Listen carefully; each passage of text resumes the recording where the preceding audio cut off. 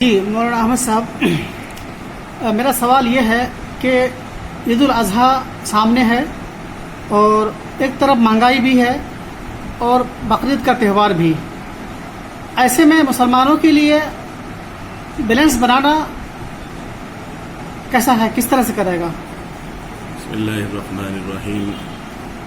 یہ بات بے شک آپ کی صحیح ہے کہ اس وقت بہت مہنگائی ہے، ہر چیز بہت مہنگی ہو چکی ہے. جب مہنگائی ہوتی ہے تو اس کا اثر ہر چیز پر پڑتا ہے، ہر کھانے کی، پینے کی، یہاں تک کہ جانوروں پر اس مہنگائی کے اثرات ہوتے ہیں. یقیناً قربانی کا جو جانور ہے، اس وقت ہمارے یہاں بکرے ذبح کیے جاتے ہیں، بودے ذبح کیے جاتے ہیں، یہ بھی مہنگے ہو گئے. اس کی وجہ یہ ہوتی ہے کہ جب ملک کے اندر مہنگائی آسمان چھونے لگتی ہے تو وہ مہنگائی کے اثرات ہر طرف نظر آنے لگتے ہیں. اور اس کی سب سے بڑی وجہ یہ ہوتی ہے کہ پیٹرول مہنگا ہے، ڈیزل مہنگا ہے. تو یہ جب چیزیں مہنگی ہوتی ہیں تو اس کے ساتھ ساتھ ساری چیزیں مہنگی ہوتی چلی جاتی ہیں، کیونکہ یہ دونوں چیزیں ایسی ہیں جو ہر چیز پر اثر کرتی ہیں. تو اس کی وجہ سے جانور بھی مہنگے ہوئے، بکرے بھی مہنگے ہوئے، بودے بھی مہنگے ہوئے. لیکن یہ ہے کہ اللہ تعالیٰ نے اسی لیے اس کو قربانی کو صاحب حیثیت کے لیے رکھی ہے. اگر وہ صاحب حیثیت ہے، صاحب مال ہے، تو اس پر قربانی واجب ہوتی ہے. اور اگر اس کے باوجود بھی اگر وہ قربانی کرنا چاہتا ہے تو بکرے میں نہیں کر سکتا، تو اللہ تعالیٰ نے بودے کے اندر، پڑے کے اندر ایک حصہ لے لے تو اس کی بھی قربانی اس میں ہو جاتی ہے. تو یہ الحمدللہ اللہ کا شکر ہے کہ ہمارے جو اس قسم کے لوگ ہوتے ہیں بکرے کی قربانی نہیں کر سکتے تو وہ بودے میں حصہ لے لیتے ہیں. وہ آج کل اس وقت 2400-2500 کا حصہ ہے. الحمدللہ ہمارے یہاں قربانی بھی ہوتی ہے، ساری چیزیں ہو رہی ہیں اور مسلمان اس کو بہت اچھے سے کرتے ہیں. میری مسلمانوں سے ایک درخواست بھی ہے، جب یہ بات آئی مہنگائی کے اوپر، قربانی کے اوپر، جب ہم قربانی کریں 10 تاریخ کو، 10 ذی الحجہ کو، تو اس چیز کا خاص دھیان رکھیں جو اللہ کے رسول صلی اللہ علیہ وسلم نے فرمایا کہ صفائی یہ ہمارا ایمان ہے اور صفائی ہمیں رکھنا چاہیے.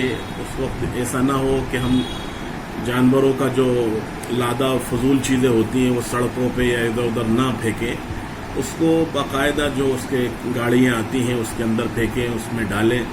کیونکہ اس ملک میں ہمارے ہندو مسلم سارے ایک ساتھ رہتے ہیں، ان کی دل آزاری ہو، دل شکنی ہو، اس کا خاص دھیان رکھیں اور صفائی کا دھیان رکھیں. یہ ہمارا ایمان بھی ہے اور ہمارا اسلام بھی ہے اور ہمارا طریقہ بھی ہے. اس خاص بات کا یہ ہے. آپ ایک مدرسے کے ناظم ہیں اور جمعیت سے بھی آپ کا تعلق، صدر بھی ہیں ایم پی کے اندر. عارف صاحب جو ایک بڑے لیڈر ہیں، گورنر ہیں ابھی، ان کا ایک بیان آیا تھا کہ مدارس میں آتنکواد بنتے ہیں. تو حضرت میرا سوال یہ ہے کہ آپ کا بچپن، آپ کا خاندان کا پورا تقریباً دیکھ رہا ہوں میں کہ مدارس سے جڑے ہیں، کیا صفائی دیں گے؟ سچ کو دیکھیے، عارف محمد صاحب نے جو یہ بات کہی کہ مدارس کے اندر آتنکواد ہوتا ہے، یہ بات بالکل غلط ہے، یہ بالکل بے بنیاد بات ہے. آپ کو معلوم ہونا چاہیے اس ملک کی آزادی کے اندر سب سے بڑا اگر کسی کا کردار ہے تو وہ مدارس کا کردار ہے، وہ علماء کا کردار ہے، وہ طلباء کا کردار ہے، جنہوں نے اس ملک کی آزادی کے لیے، اس ملک کو آزاد کرانے کے لیے، اس ملک کے لیے جد و جہد کی، کوشش کی اور اتنی کوشش کی کہ آخر کار انگریزوں سے اس ملک کو آزاد انہوں نے ہی کرایا. اصل دیکھا جائے تو یہ سب غلط بات ہے، بے بنیاد باتیں ہیں. یہ مدارس کو بدنام کرنے کی ایک سازش ہے اور ایسا کبھی نہیں ہوا کہ مدارس میں دہشت گرد ہوں یا دہشت گردی کے یہ اڈے ہوں. ایسا کبھی نہیں ہو سکتا، کیونکہ مدارس کے اندر قرآن اور حدیث کی تعلیم دی جاتی ہے، اسلام کی اور انسانوں کو بنانے کی اور انسانوں کی تربیت کی تعلیم دی جاتی ہے.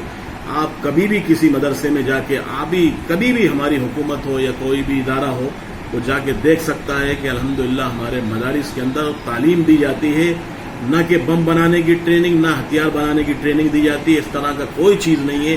میں قسم کھا کے کہہ سکتا ہوں کہ ہمارے مدارس کے اندر ایسی کوئی چیز نہیں ہے. یہ مدارسوں کے اوپر بے بنیاد الزام ہے.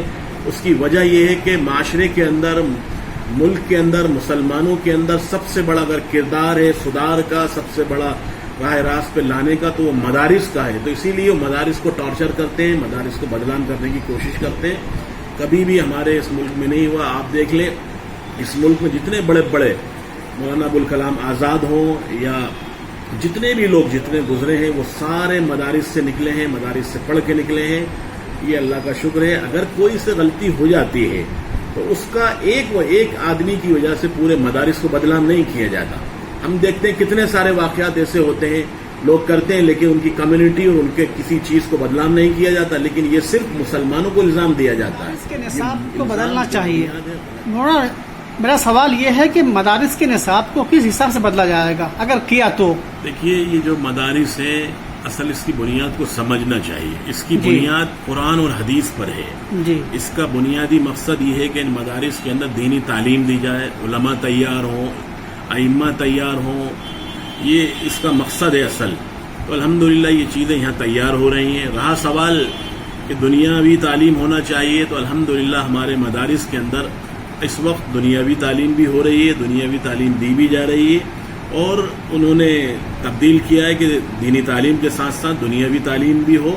تو الحمدللہ ہمارے مدارس دینی تعلیم کے ساتھ دنیاوی تعلیم دے رہے ہیں. کمپیوٹر سکھایا جا رہا ہے. ہمارے یہاں خود اسکول کا نظام بھی ہے اور الحمدللہ کمپیوٹر بھی سکھایا جاتا ہے. ہمارے یہاں کے بچے اسکول کی تعلیم بھی حاصل کر رہے ہیں. اور تقریباً میں دیکھتا ہوں مدھیہ پردیش کے اندر بہت سارے مدارس کے اندر اسکول کا نظام شروع ہو چکا ہے.